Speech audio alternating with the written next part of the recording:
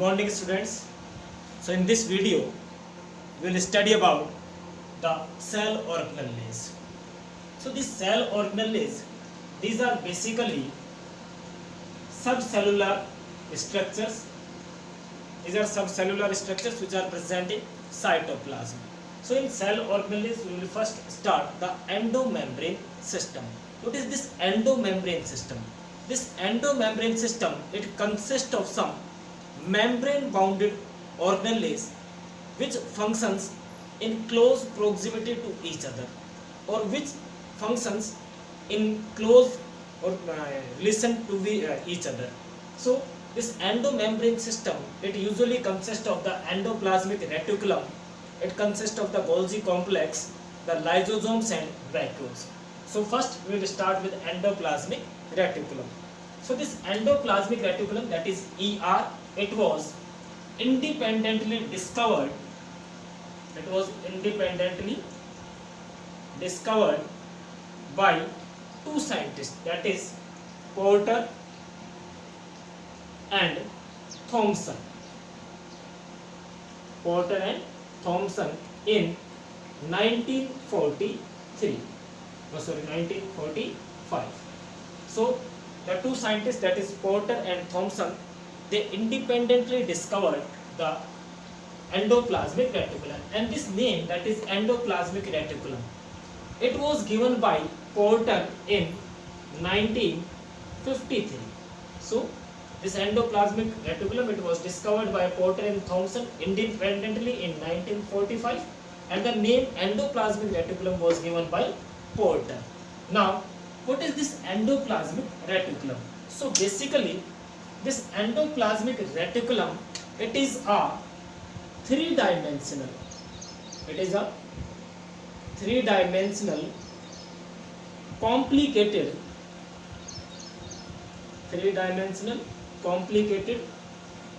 interconnected system.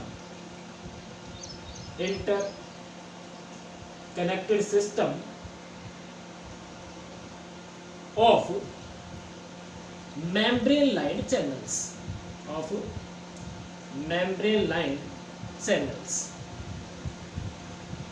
So this endoplasmic reticulum, it is a three-dimensional, complicated, interconnected system of membrane-lined channels which runs through cytoplasm. Now, at certain places, this endoplasmic reticulum, it is connected. At certain places, this endoplasmic reticulum, it is connected to nuclear membrane or nuclear envelope, and at other places it is connected to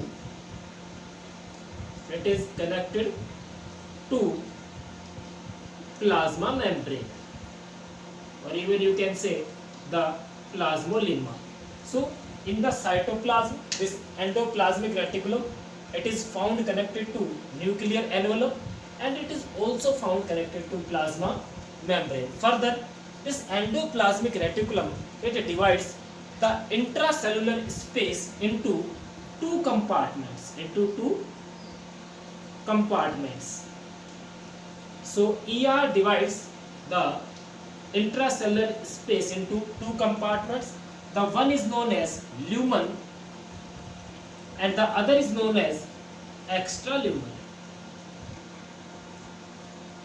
Lumen is inside part of endoplasmic reticulum. This is inside part of, inner part of endoplasmic reticulum, whereas extralumen is rest of cytoplasm. Outside the endoplasmic reticulum. Now we will study about the types of endoplasmic. So this endoplasmic reticulum, it is of two different types, that is SER. The SER is smooth endoplasmic reticulum, whereas the second is RER. The RER is rough endoplasmic reticulum. Now this smooth endoplasmic reticulum, it have smooth membranes. due to absence of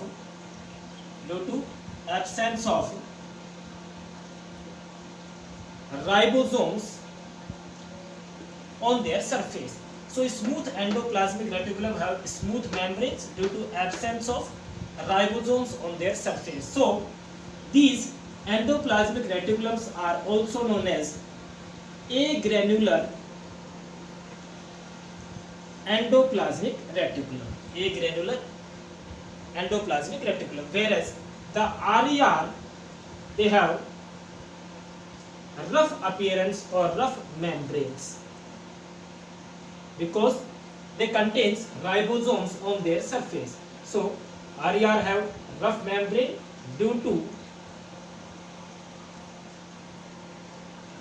presence of ribosomes on their surface. And these rough endoplasmic reticulum, they are also known as granular endoplasmic reticulum. Now this SER, that is smooth endoplasmic reticulum, it is found in cells. So they are found in cells which are engaged in storage of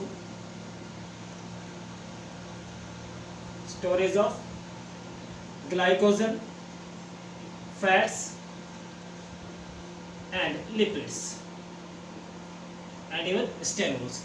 And these RER, they are engaged in usually protein synthesis or lipid synthesis. So RER, its main function is protein synthesis. Why? Because they contain the ribosome on their surface, and these ribosomes are the factories of proteins. Further, these smooth endoplasmic reticulum, they are usually made up of vesicles and cisternae. So the main components of smooth endoplasmic reticulum is vesicles and cisternae, whereas this RER, it consists of vesicles and few tubules.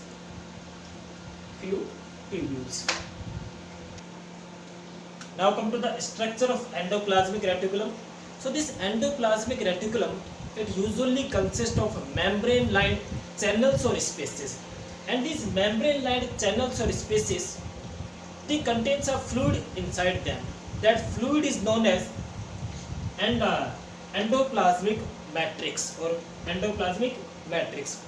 Now this endoplasmic reticulum, their membrane is near about the membrane of endoplasmic reticulum is near about 50 to 60 angstrom in thickness, and this endoplasmic reticulum, it consists of three different components, that is cisternae, the vesicles and the tubules. We will study each of them in the details with the structure. So our first is cisternae. Now what are these cisternae? So usually these cisternae are elongated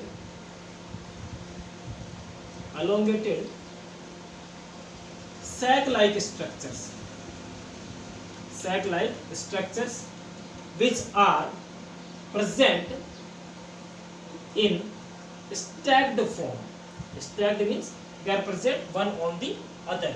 They are present in stacked form and are interconnected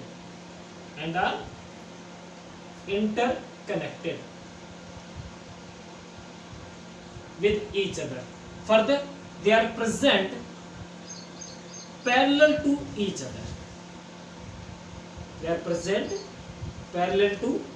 other.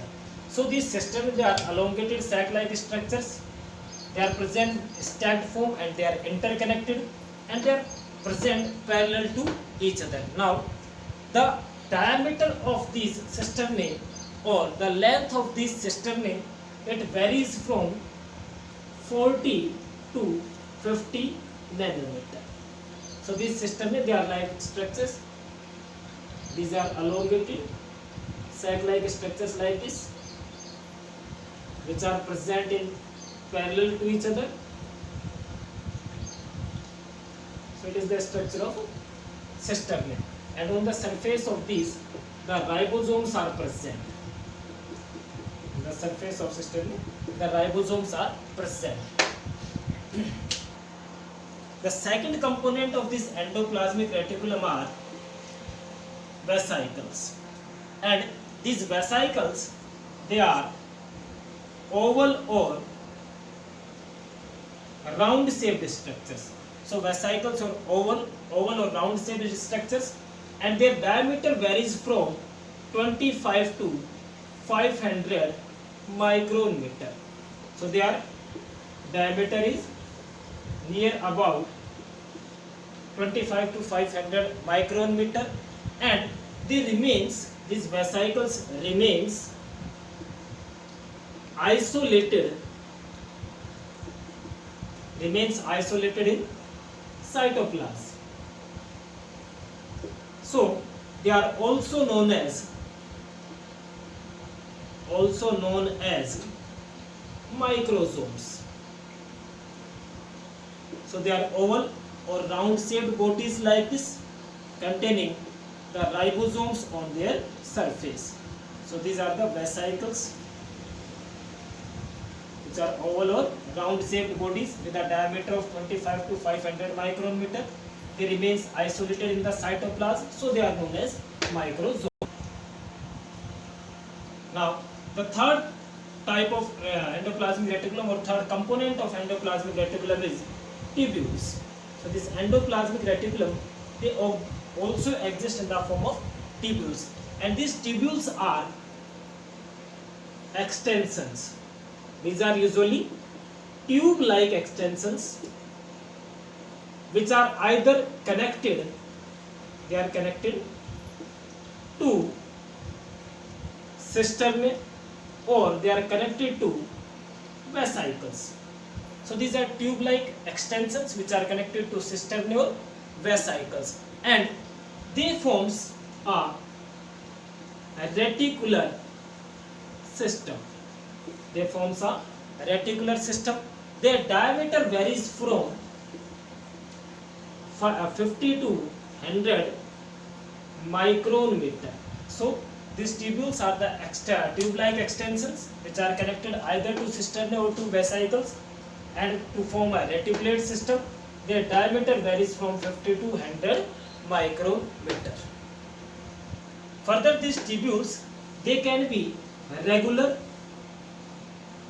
or irregular, or they can be branched or unbranched. So these tubules, they are present in like this form. They are the like this. So these are the ribosomes present on their surface, and they can be branched or unbranched. They can be regular or irregular. Their diameter is 50 to 100 micrometer. They form a reticulate system, and these are tube-like extensions connected to cisternae or vesicles. Now come to the functions of endoplasmic reticulum. So usually this endoplasmic reticulum, it is responsible for quick intracellular transport. Secondly, it results in formation of vacuoles, that means it gives rise to vacuoles. Third, this endoplasmic reticulum, it is responsible for controlling the movement of material between two adjacent protoplast or protoplasm. And fourth, this endoplasmic reticulum, it is responsible for the synthesis of proteins and lipids. And further, this endoplasmic reticulum, it provides large surface area inside the cell cytoplasm for the metabolic activities of a cell.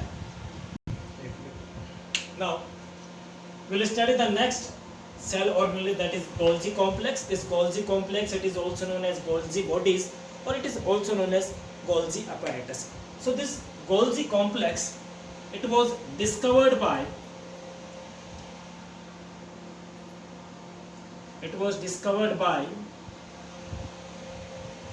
Camillo Golgi in 1898, and it is a complex cytoplasmic structure. This Golgi complex, it is a complex cytoplasmic structure which consists of smooth membraned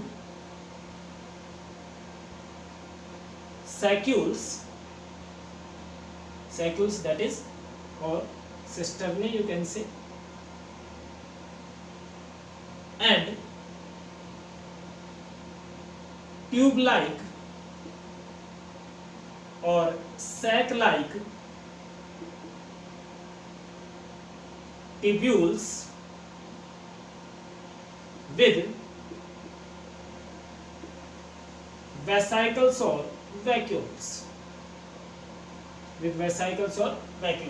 So this Golgi complex, it is discovered by Camillo Golgi in 1898, and it is usually a complex cytoplasmic structure which consists of smooth membraned sacules or cisternae and tube-like or sac-like tubules with vesicles and vacuoles. Further, this Golgi complex inside cell, it is responsible for membrane transformation. It is responsible for secretion, and it is responsible for production of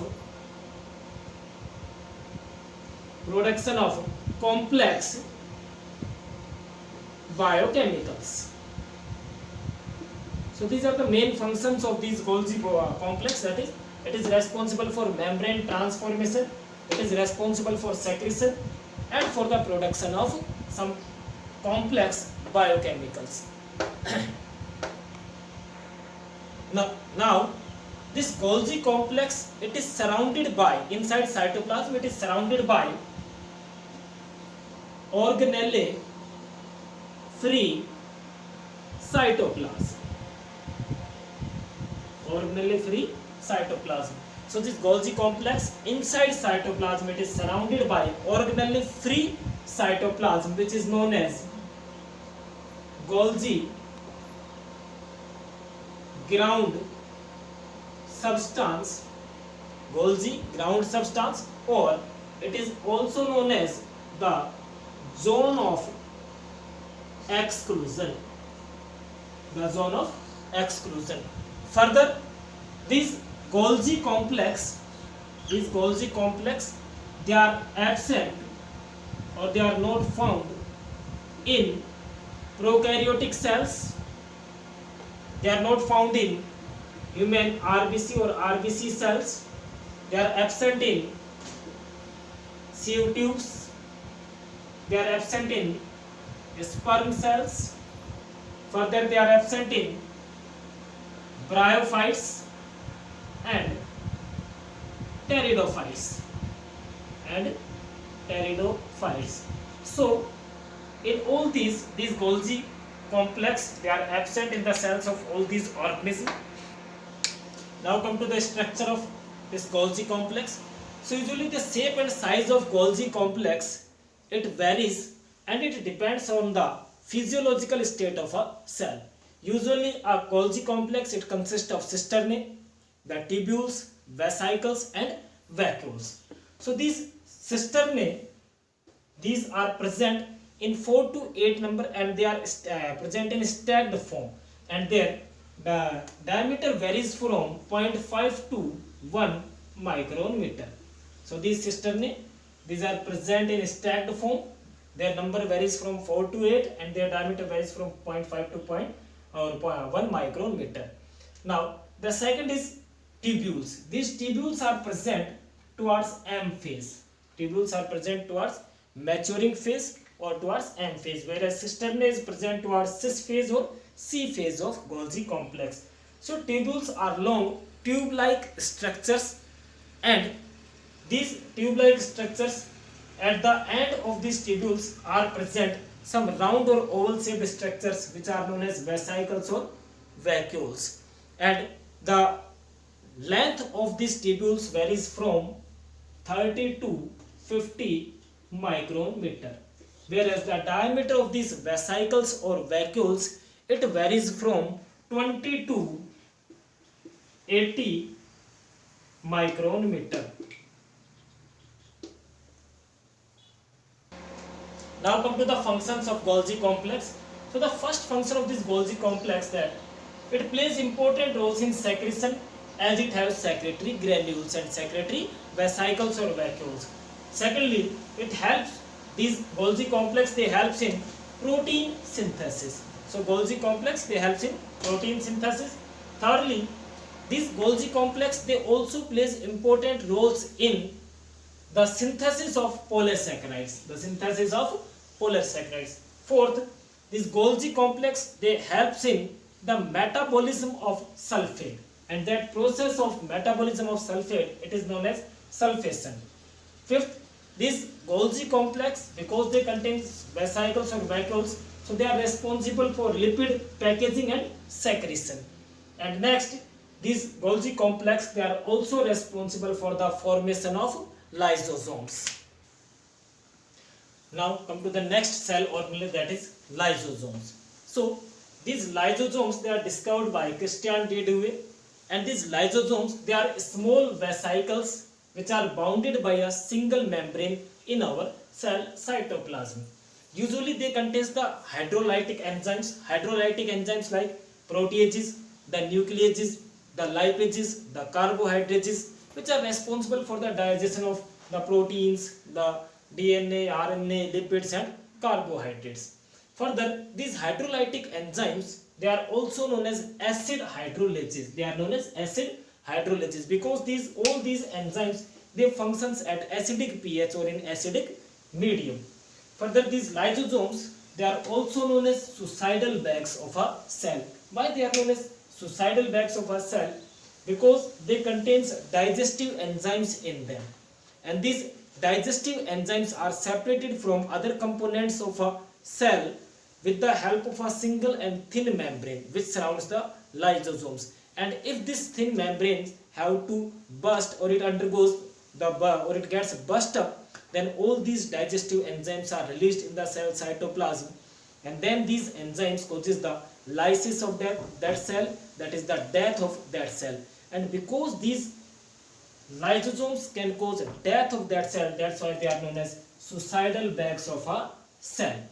Now further, generally these lysosomes, they are round in shape, but they may be irregular, and their diameter varies from 0.2 to 0.8 micrometer.